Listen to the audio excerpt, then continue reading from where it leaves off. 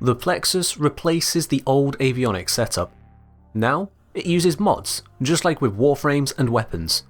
It is personal to you, affecting how the Railjack you're on works in your hands.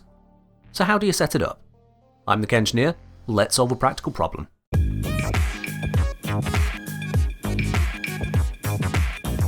You can access Plexus modding from the panel between Syndicates and Navigation in your orbiter, or from the third tab in the Railjack console found in the dry dock.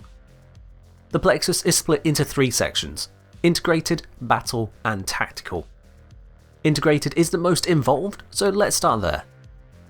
There are 2 mods which affect the artillery, 7 mods for ordnance, 11 for turrets, 3 for Railjack speed, and 2 miscellaneous mods. In addition, there are also 5 auras to choose from. With this in mind, a general purpose no forma build looks like this, except with cruising speed only ranked up to 8 pips to allow it to fully fit.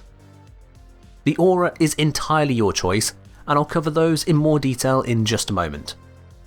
This gives you the maximum Railjack speed, maximum artillery capability, and a solid boost to turret and ordnance functions.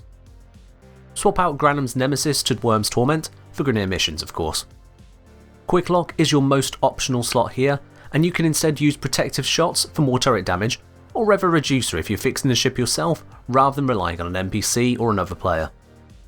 If you're going to invest into Railjack with a couple forma, then you can go for this all-purpose build. This takes an Aura forma and a V Polarity forma. We've swapped out Quick Lock for Crimson Fugue for a lot more turret damage, up to a max of 137.5%, in addition to Hyperstrike 75%.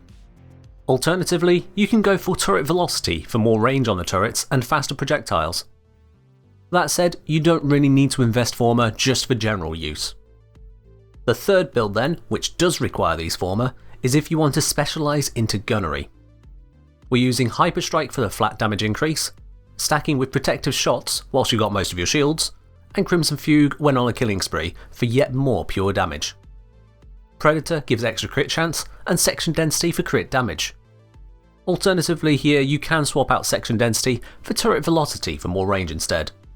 Due to the stats on these mods, that's not a very big ask in terms of damage loss. Again, we've got the faction damage mod, swap that out as appropriate.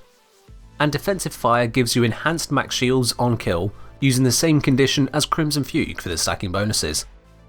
Alternatively here, you can swap in Fortifying Fire for shield regen on a critical hit.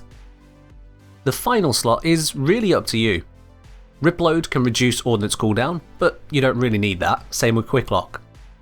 You could use Artillery Cheap Shot, though if you're maining the side guns, I'd imagine someone else has the artillery job.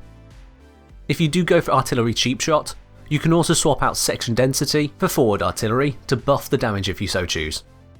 As for auras, these are more down to personal preference, but you do need to be aware of how they work. Everyone's aura in the mission buffs the whole squad, just like normal Warframe auras. However, if there are any NPC crew running around brought in by the Railjack host, those crew also use the Plexus mods of the host, including their aura. This means if you're running solo, your aura is effectively 4 times more powerful, or just as effective as if you ran a pre-made squad, so long as you've got NPC crew.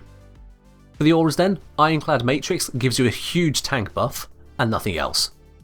Onslaught Matrix gives a gunnery buff, and the Reflect can make up for the lackluster piloting skills of NPC crew. Orgone Tuning Matrix gives a crazy good forge buff, as well as tank improvement and turret heat capacity to keep you firing longer. Raider Matrix is a significant buff to Archwing speed, damage and tank, with a secondary bonus to stolen cruise ship speed and damage. And lastly, Indomitable Matrix is completely outclassed by Ironclad Matrix, so this one should never be used.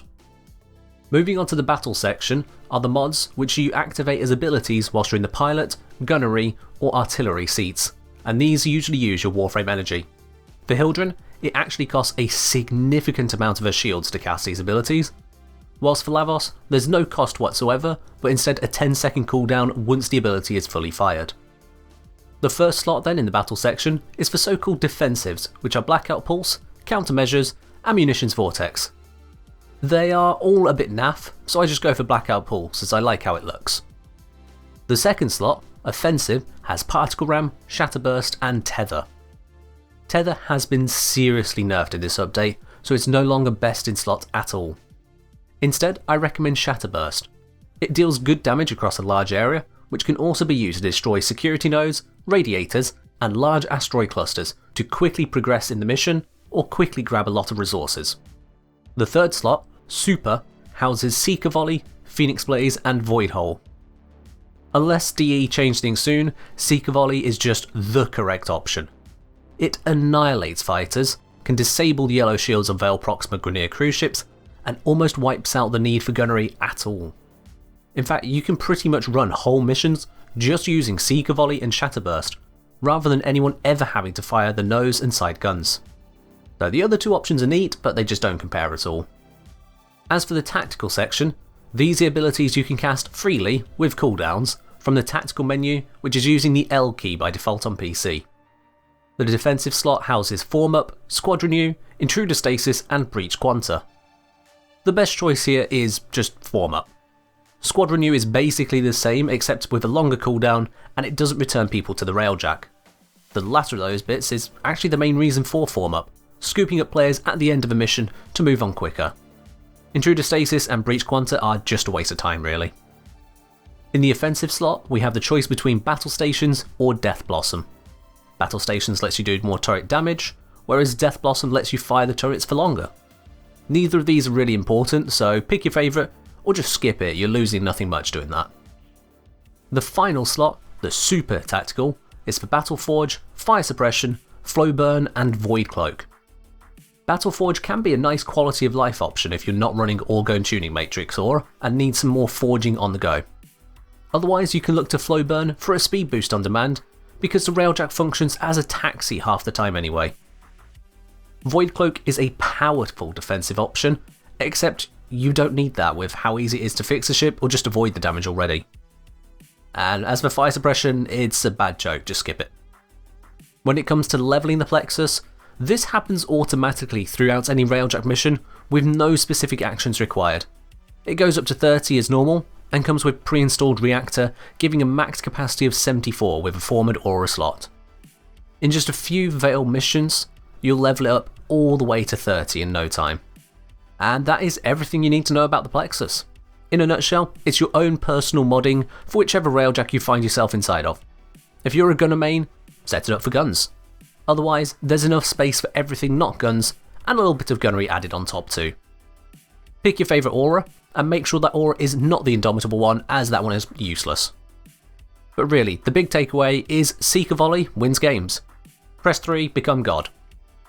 If this video has helped you, make sure to give it a like, and subscribe for more as I upload it. But for now though, fly high, smash the Veil, and fight well, Tenno.